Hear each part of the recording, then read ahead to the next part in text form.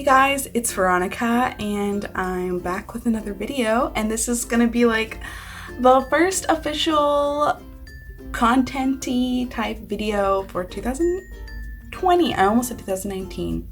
My gosh, it's 2020.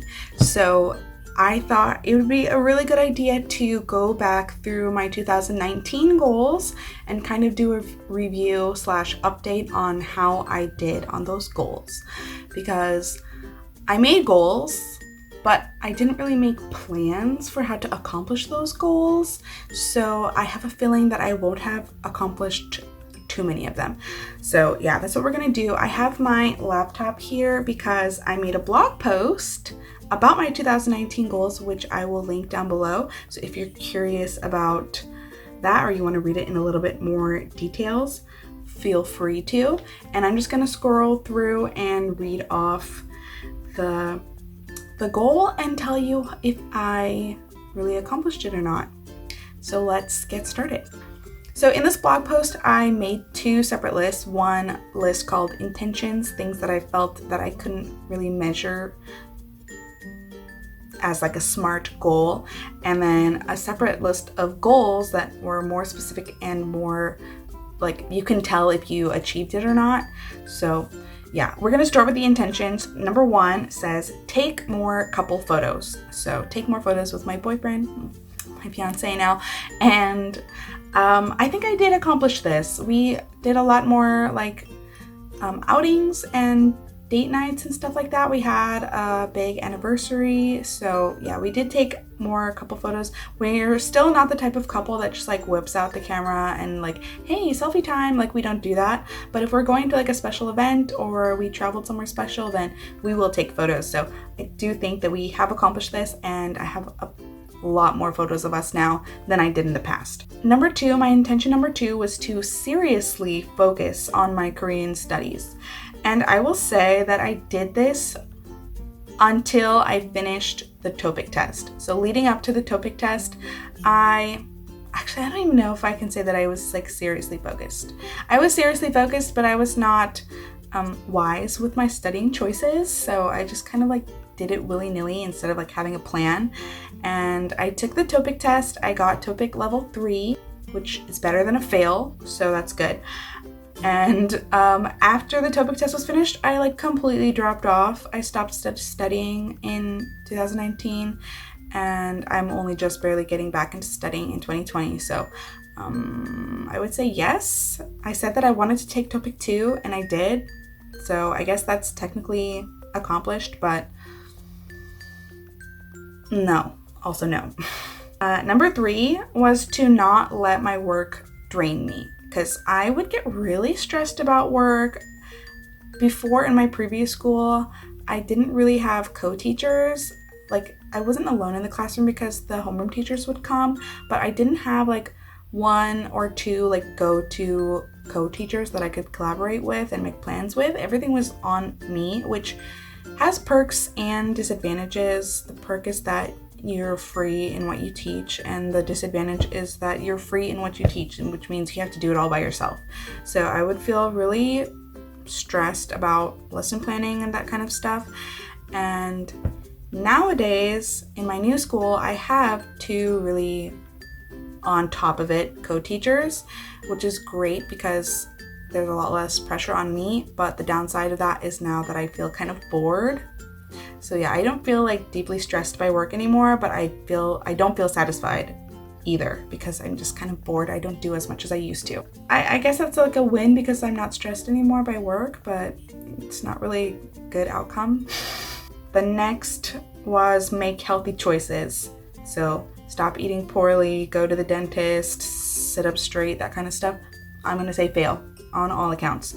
But spoiler alert, I did make similar goals for 2020, and I got a lot more specific, and I made a game plan. So I'm trying to execute that currently, and hopefully this will not be an issue in 2020.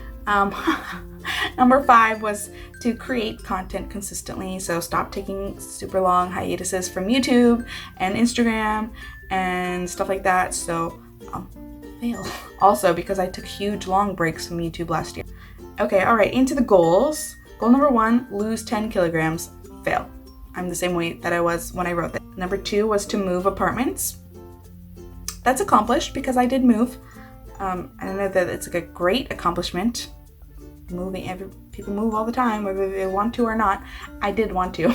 I'm just saying, like, I didn't do a whole lot to like accomplish that goal. Number 3 was get a pet, because I was feeling really lonely living alone for 4 years, but I don't really feel like I need a pet anymore because I'm not alone. I don't live alone anymore. But one day I would like to have a pet, but I think it's not necessary for me right now. Number 4, another fail. I wanted to go up Lotte Tower, the tower at Tamsil, which I have not done. And I love going up tall buildings. I love it. I love going up to the observation decks. And I've done it in other tall places in Seoul, but I have not done Lotte Tower yet. The line is always long and it's kind of an expensive ticket, so I'm just waiting for the right time. Maybe when my family comes to visit, we can do it together. But yep, have not gone up the Lotte Tower. This is like kind of more like a bucket list, not exactly goals. Gosh, I've learned so much about goal setting in the past like 2 months. So what was I thinking? Number 5, visit one new city. This is something that I try to do every year, and I'm usually successful, and I was successful last year. We went to Daebudo, which is like a little island, and then we also went to Nechangsan, which is a really beautiful mountain for fall foliage, and it was great. We did like a little road trip with my friends, and that was really fun. Number 6 was eat one new thing. Well, because yeah, I'm not very good at trying new foods. I'm not very adventurous. I don't like anything chewy, and I don't like anything too spicy. So I have a hard time with Korean food because a lot of it is chewy and a lot of it is spicy. Not to say that I don't like Korean food. There's a lot of Korean food that I like, but the more like traditional Korean foods and the more like niche Korean foods, it's hard for me to get into. I'm very basic. I don't know that I accomplished this. I don't think I did. I don't think I tried anything extremely new last year for me. But so I'm gonna work on that for this year, I guess. Number 7. Oh, I was close. Number 7 was to make something. Make something crafty, DIY something. So I started to not knit, to crochet a scarf, and I'm like halfway through, but I put it down and I didn't finish. So I have half a scarf. I started this goal, but I didn't finish it. That's too bad. Number 8 was read 12 books, which I did accomplish. So I actually will be making a video about all the books that I read in 2019, and I have upped the ante for 2020, so I'm hoping to read even more books this year. Number 9 was to post 12 blog posts. That was a fail because I stopped posting on this blog completely. Moving on. There's nothing else to discuss about that. Number 10 was to volunteer. Fail. Did not volunteer. I didn't even try. Number 20 was to do a thorough spring cleaning.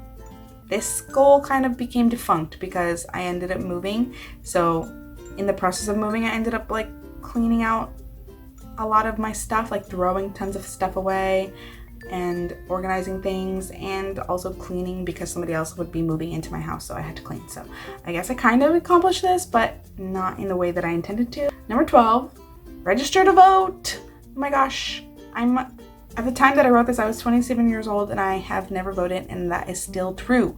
But I visited the post office when I went back home in the summer, and I filled out the little voter registration thing. I got the thing in the mail sent to me in Korea. I filled out the rest of the other form that they need, and so hopefully that means I am officially registered to vote and will get a ballot for the primaries in early spring or in the next coming months. So I did my best to accomplish this. Don't know for sure if I did it right. Number 13 was take the topic 2. So yes, I did accomplish this. I took the test. It was grueling. It was difficult. It was very boring. It was, it sucked the life out of me, but I did it and I passed. It's possible to fail. It's possible to fail and get no level, but I passed it and I got the lowest level. I got level 3. Number 14. Oh, I totally forgot about this one. Number 14 was to take a long walk. I really wanted to. There's this like path there. I don't live there now, but where I used to live, there was this path that goes the whole length of this stream, this famous stream called Cheonggyecheon, and it ends in Gwanghwamun, the like center of the city. But if you follow the stream, it goes all the way to where I used to live, and I really wanted to like spend a day and walk the whole thing, but I never did that. Number 15 was to hit 10K subscribers, which I also failed because I did not post anything on YouTube for months and months and months. And I don't like promote. I was just not involved in anything online for a long time last year. So that was obviously a fail. And yeah, that has become kind of like a new goal again for 2020. But like I said, I learned a lot more about proper goal setting, and I took the time to actually do it right. And so I have a plan, more of a plan this year than I did last year. So hopefully I get a little bit closer. That's all of my goals and intentions for 2019. And it was very interesting to go through this again. Yeah. I'm looking forward to 2020 because I feel like I'm gonna get more done. I hope that I can get more done and have a much more successful review of my goals come next year. So that's the plan. All right. Thank you for watching, and I will see you in the next video. Have a nice day. Bye.